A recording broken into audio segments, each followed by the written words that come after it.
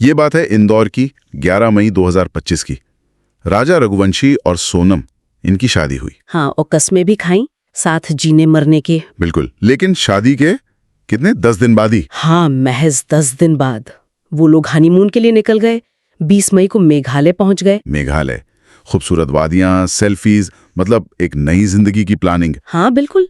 और फिर 22 मई को वो नोंगरियात गांव के एक होम स्टे में रुके थे।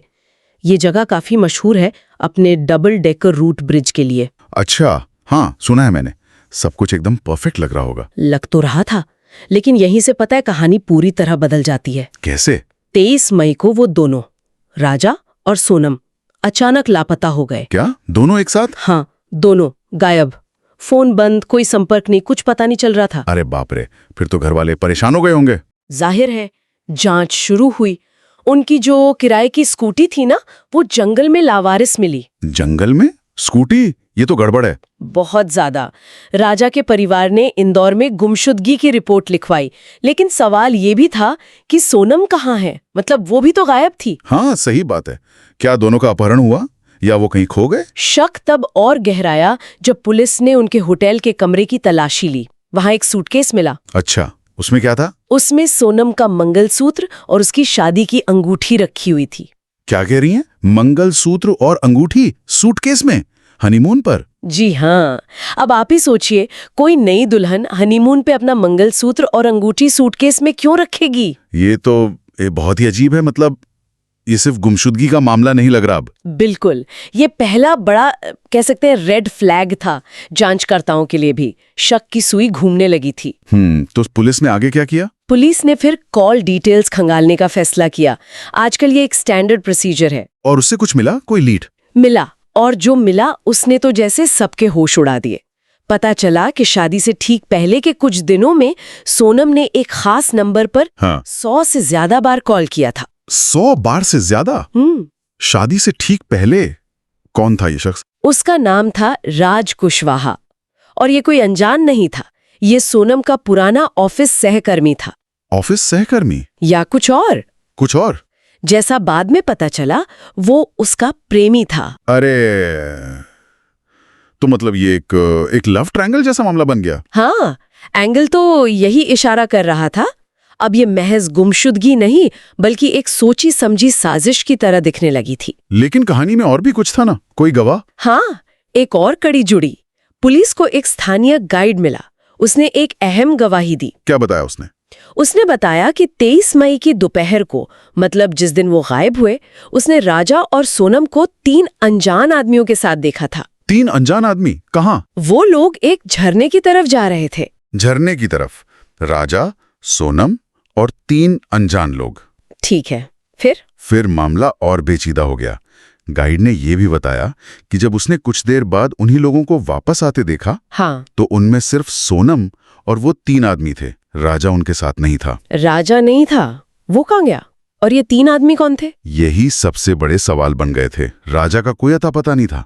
जांच अब इसी दिशा में बढ़ रही थी। करीब 10 दिन बीत गए थे। 10 दिन? और राजा का कुछ पता नहीं? कुछ नहीं। फिर सर्च ऑपरेशन में ड्रोन का इस्तेमाल किया गया।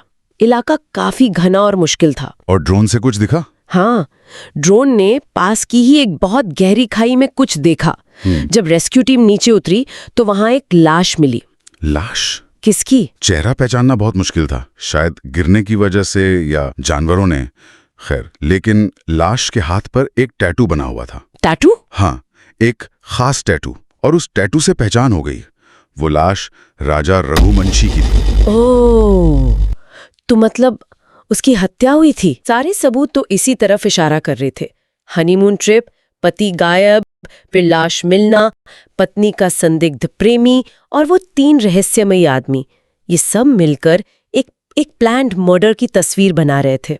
कितनी भयानक बात है। मतलब शादी के सिर्फ कुछ ही दिनों बाद ये सब। और जो बात इसे और भी ज्यादा खौफनाक बनाती है, वो सूत्रों से पता चले। कहा जा रहा है कि ये राजा को मारने की पहली कोशिश नहीं थी। मतलब हनीमून ट्रिप से भी पहले? हाँ, कभी जैसे ट्रेकिंग के बहाने ले गए, खाई के पास धक्का देने की कोशिश की। अरे बाप रे। और एक बार तो सोते हुए करंट लगाने की भी कोशिश हुई। ये तो बहुत ही डरावना है। मतलब बार बार कोशिश करना, ये एक पैटर्न दिखाता है। वही तो। एक ठंडा दिमाग, एक पक्का इरादा, और राजा को इस सब की भनक तक नहीं थी। बिल्कुल नहीं, वो पूरी तरह अनजान था। सोचिए, जिस पर सबसे ज्यादा भरोसा करते हैं वही उसकी जान का दुश्मन बन जाए। विश्वासघात की इंतहा है ये। हर बार नाकाम होने पर भी वो रुके नहीं। हाँ, ये जुनून था या क्या कहें इसे। शायद जुनून ही, या मकसद को पूरा करने की खतरनाक जिद। जब कोई इस रास्ते पे निकल जाता है तो वो सही गलत का फर्क भूल जाता है। लक्ष्य साफ था, राजा को हटाना। हर नाकामी ने शायद उन्हें और सावधान बना दिया होगा। और फिर आई वो तारीख 23 मई 2025। ये चौथी कोशिश थी और इस बार कामयाब। इस बार क्या हुआ? सोनम ने राजा को मेघालय के मशहूर वे सोंडोंग फॉल्स ले जाने का प्लान बनाया, घूमने के बहाने। अच्छा। लेकिन इस बार वो अकेले नहीं थे। सूत्रों के हिसाब से उनके साथ 3 और लोग थे। सुपारी किलर बताए जा रहे हैं आकाश, आनंद और विशाल। 3 और लोग? मतलब पूरी तैयारी के साथ गए थे इस बार? हाँ, और एक लोकल गाइड ने उन 5 को, मतलब सोनम, राजा और इन तीनों को ऊपर झरने की तरफ जाते हुए देखा भी था। वो बाद में एक अहम गवाह बना। गवाह का होना जरूरी होता है ऐसे केस में। बिल्कुल। तो ऊपर पहुंचकर जब जगह सुनसान मिली, उन्होंने राजा को खाई में धक्का दे दिया और उसकी चीखें शायद वहीं खो गईं। हाँ, इसके बाद सोनम और वो तीनों हत्यारे वापस होमस्टे लौटे, सामान पैक किया। लेकिन शायद जल्दबाजी में या घबराहट में कह लीजिए, सोनम का मंगलसूत्र और अंगूठी वहीं छूट गए। और ये छोटी सी दिखने वाली चीजें अक्सर बड़ा सबूत बन जाती हैं, है ना? हाँ बिल्कुल, ये सिर्फ गहने नहीं थे, ये पहचान थे, रिश्ते का सबूत थे। घटनास्थल पर इनका मिलना, पुलिस का शक गहरा गया। सही बात है। इसके बाद तो भागना ही था। हाँ, फिर उनका भागना शुरू हुआ।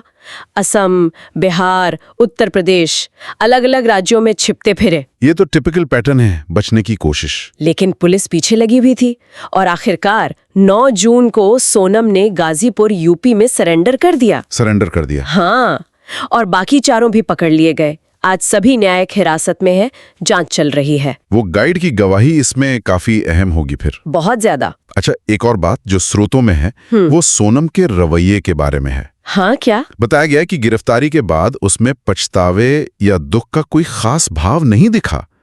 ऐसा कहा जा रहा है कि वो जेल की जिंदगी में काफी आसानी से ढल गई है। सच में?